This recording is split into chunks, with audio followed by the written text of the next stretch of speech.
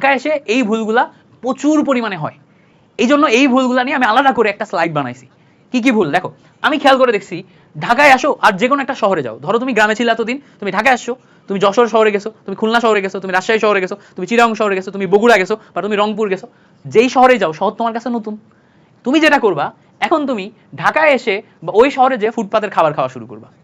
আরে বেটা, তুই সারা জীবন বাবা মায়ের খাবার খেয়ে আসছিস, বাবা মায়ের কোলে বড় হয়ে আসছিস, তোর হচ্ছে বাড়ির খাবার ছাড়া পেটে কিছু সহ্য হয় না। তুই এখন যদি ফুটপাতের ফুচকা খাস, ফুটপাতের ঝালমুড়ি খাস, ফুটপাতের একটা হচ্ছে বার্গার খাস, ফুটপাতের অন্য একটা শহরের খাবার যেটা আগে তুই খাস নাই, এখন তো দেখে খুব খাইতে ইচ্ছা করছে ওটা খাস, খেয়ে তুই 4 দিন থাকিস পেট ব্যথা আর 5 দিন থাকিস ফুড পয়জনিং এ।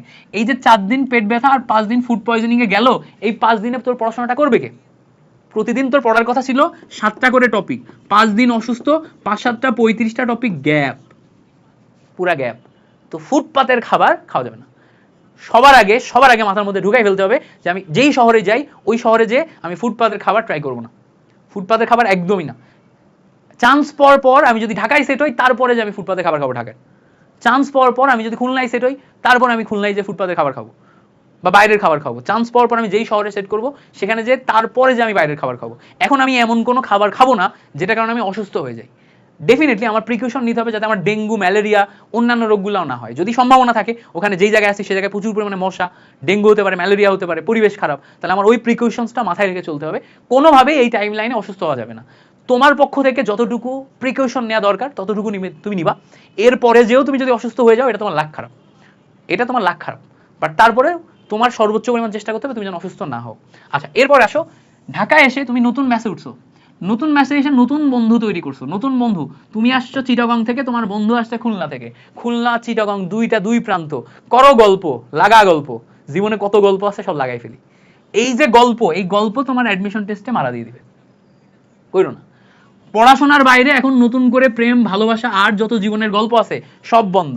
ফুটপাতের খাবার যেমন হারাম, নতুন বন্ধুর সাথে নতুন নতুন গল্প করা আর তাকে টাইম দেয়া হারাম, দরকার নেই। এখন অ্যাডমিশন শেষ হয়ে যাবে, ওই বন্ধু কোথাও চান্স পাবে, তুমি কোথাও চান্স পাবা, এরপরে প্রচুর পরিমাণে একসাথে ঘুরতে পারবা, প্রচুর পরিমাণে একসাথে চলাফেরা করতে পারবা, তখন কইরো। আপাতত এখন পড়াশোনার বাইরে যে লজিক্যাল যে সমস্ত ইয়াগুলো আছে, এন্টারটেইনমেন্টগুলো আছে যেগুলো তোমার মনকে ফ্রেশ রাখে, সেগুলোর বাইরে যে টাইম দেওয়ার দরকার নেই, ঘন্টার পর ঘন্টা কথা বলার দরকার নেই, টাইম ওয়েস্ট করার দরকার নেই। আচ্ছা, একটু ঢাকা ঘুরে দেখি। এটা মানে এটা একটা বিশাল ফ্যান্টাসি। আমি ফার্ম গেটে আসছি, ফার্ম গেটে এসে কোচিং করব, আমি এখন আমার এখন বিশাল মনের মধ্যে একটা ফ্যান্টাসি তৈরি হবে, আমি একটু ঢাকা ঘুরে দেখি। একটু ঢাকা ঘুরি, একটু হচ্ছে পান্থপাতের দিকে যাই, একটু তোমার হচ্ছে ইন্দিরা রোডের দিকে যাই, একটু কেনাকাটা করি, একটু এটা দেখি, একটু সংসদ ভবনে যাই, একটু বুয়েটের দিকে যাই, একটু ঢাকা ইউনিভার্সিটির দিকে যাই। এবং এটা যদি ডেইলি তোমার রুটিন হয়ে যায়, তোমার হাতে যে টাইম আছে প্রচুর পরিমাণ এটা তোমাকে ভোগাবে। এমন করতে পারো যে তুমি মেসে থেকে থেকে বোর ফিল করতেছো, সপ্তাহে শুধুমাত্র সপ্তাহে শুধুমাত্র ফ্রাইডে, শুক্রবার বিকালে, ঢাকায় জ্যাম থাকে না বা যে শহরে আসো সে শহরে জ্যাম থাকে না, 3 থেকে 4 ঘন্টা তুমি বাইরে ঘুরবা। ওই দিন একটু কম পড়বা, ওই দিন একটু পড়াশোনাতে কম ফোকাস করবা, 3 থেকে 4 ঘন্টা তুমি বাইরে করবা, অনলি একদিন সপ্তাহে। এটা করতে পারো, বাট ডেইলি ঘোরাঘুরি যাবে না। 3 নাম্বার পয়েন্ট হচ্ছে গ্যাপের লুপে পড়া। গ্যাপের লুপ মানে কি? একবার তোমার যদি 1 সপ্তাহ গ্যাপ হয়ে যায়, তুমি এখন চিন্তা করবা যে গত সপ্তাহে আমার গ্যাপ হয়ে গেছে, ওই গ্যাপটা আমি আগে কভার করি, তারপর আমি সেকেন্ড উইকের পড়াটা পড়বো। আগের সপ্তাহ কভার করতে যে দেখবা সেকেন্ড উইকটা ধরতে পারো নাই, এবার সেকেন্ড উইকটা কভার করতে যে দেখবা থার্ড উইক ধরতে পারো নাই। এই লুপে যাওয়া যাবে না। যেটা গ্যাপ হয়ে গেছে গেছে।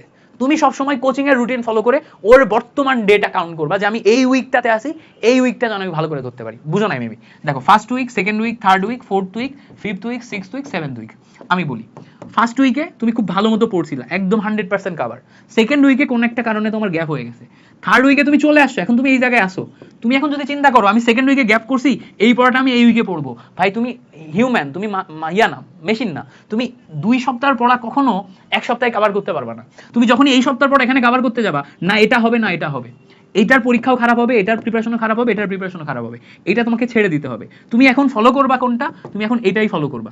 এই সপ্তাহ পড়বা, এই সপ্তাহ পড়বা, এই সপ্তাহ পড়বা, এই সপ্তাহ পড়বা, এই সপ্তাহ পড়বা। যখন তুমি ফ্রি টাইম পাবা তখন এটা এখানে যে কভার করবা। ওই শুরুতেই বলছিলাম নোট রাখার কথা, নোট রাখতে হবে। নোট রাখতে হবে। সো গ্যাপ এভাবে তোমাকে কভার করতে হবে। বুঝতে পারছো?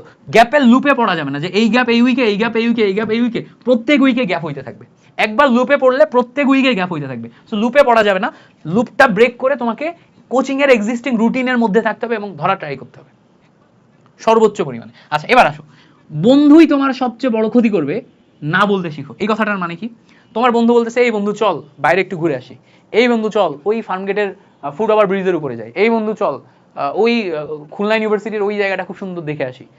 তোমাদের মধ্যে অনেকেই থাকবে যারা ওয়েল অফ ফ্যামিলির, যাদের ফ্যামিলি ব্যাকগ্রাউন্ড ভালো, যারা কোচিং করতে আসছে মজা নেওয়ার জন্য, চান্স পাওয়ার জন্য না। তোমার রুমমেট যদি এরকম কোনো ফ্রেন্ড হয় যে কোচিং করতে আসছে মজা নেওয়ার জন্য, ওর ফ্যামিলি ব্যাকগ্রাউন্ড ব্যাকআপ এত ভালো, ও কোচিংটা এমনিই করতে আসছে, প্রাইভেট ইউনিভার্সিটিতে ভর্তি হয়ে যাবে, ও জানে, ও বলে নাই তোমার সাথে, ঠিক আছে, ও তোমাকে বারবার বাইরে নিয়ে যাওয়ার ট্রাই করবে। ওর কথাই তুমি যদি না বলতে না শিখো, বারবার যদি বের হয়ে যাও, তোমার যে টাইম ওয়েস্ট হবে, এরপর না তুমি প্রাইভেটে পড়তে পারবা, না তোমার ফ্যামিলি ব্যাকগ্রাউন্ড ব্যাকআপ আছে, না তুমি ইউনিভার্সিটিতে চান্স পাবা, তোমার শেষ পর্যন্ত পড়াশোনা এখানেই থেমে যেতে পারে, তোমার সামনের জার্নিটা এখানেই থেমে যেতে পারে, তোমার স্বপ্নগুলো এখানেই শেষ হয়ে যেতে পারে। তো স্বপ্নগুলো পূরণের জন্য তোমার বন্ধুই তোমার সবচেয়ে বড় ক্ষতি করতে পারে। তোমার বন্ধুকে আগে আইডেন্টিফাই করো যে তার লাইফের গোল এবং উদ্দেশ্য কি। তোমার লাইফের গোল এবং উদ্দেশ্য যদি একটা ভালো ক্যারিয়ার করা হয়, ইউনিভার্সিটিতে চান্স পাওয়া হয়, তারপরে ক্যারিয়ার করা হয়, university as a platform use করা হয়, তুমি এই উদ্দেশ্য নিয়ে তোমার সাথে আর যারা আগাচ্ছে তাদের সাথে বন্ধুত্ব করো, তাহলে তাদের সাথে যতটুকু টাইম কাটাবা ইচ অ্যান্ড এভরি টাইম তোমার কাজে লাগবে, ইচ অ্যান্ড এভরি টাইম তুমি দেখবা যে প্রোডাক্টিভ কাটতেছে। বাট একজন যার এইদিকে কোনো সিরিয়াসনেসই নাই, জাস্ট বাবা মা পাঠাইছে তাই কোচিং করতে আসছে, তোমার সাথে আসে, তার সাথে সময় কাটাবা, ও তোমার যেই পরিমাণ ক্ষতি করবে এই ক্ষতি তুমি পূরণ করতে পারবে না। তোমার ধরো পোটেনশিয়াল ছিল ঢাকা ইউনিভার্সিটিতে চান্স পাওয়ার, বাট এই বন্ধুর ক্ষতির কারণে তোমার ঢাকা ইউনিভার্সিটিতে চান্স হয় নাই, শেষ পর্যন্ত হয়েছে হচ্ছে জিএসটিতে। তুমি সারাটা জীবন আফসোস করবা, অন্তত 4 বছর আফসোস করবা, সারা জীবন আফসোস না করলেও 4 বছর আফসোস করবা। আই উইশ আমি ওই সময় ওই বন্ধুদের না বলতে শিখতাম এবং আরেকটু ভালো করে পড়তাম। আমার সব কিছু পোটেনশিয়াল ছিল ঢাকা ইউনিভার্সিটিতে চান্স পাওয়ার, জাস্ট আমি টাইম কম দিয়েছি তাই পাইনি। আমি এখন অন্য শহরে আছি, আমার ঢাকা শহরে থাকার কথা ছিল, বাট আমি ঢাকা শহরে নাই। তো এই জন্য তোমাকে না বলতে শিখতে হবে, না বলতে শিখতে হবে, না বলতে শেখা মাস্ট মাস্ট মাস্ট মাস্ট। মাথায় রাখবা এই কথাগুলো, মাথায় রাখবা। তো তোমার বন্ধু তোমার সবচেয়ে বড় ক্ষতি করতে বলে, বন্ধুকে না বলতে শিখো, বন্ধু চিনো, তারপরে আগাও। সব শেষ, তোমাদের জন্য শুভকামনা থাকবে। তোমাদেরকে একটা প্রশ্ন নিব, তোমাদের যে প্রশ্নগুলো আছে এখন করতে পারো, আমরা একদম শেষের দিকে আসছি।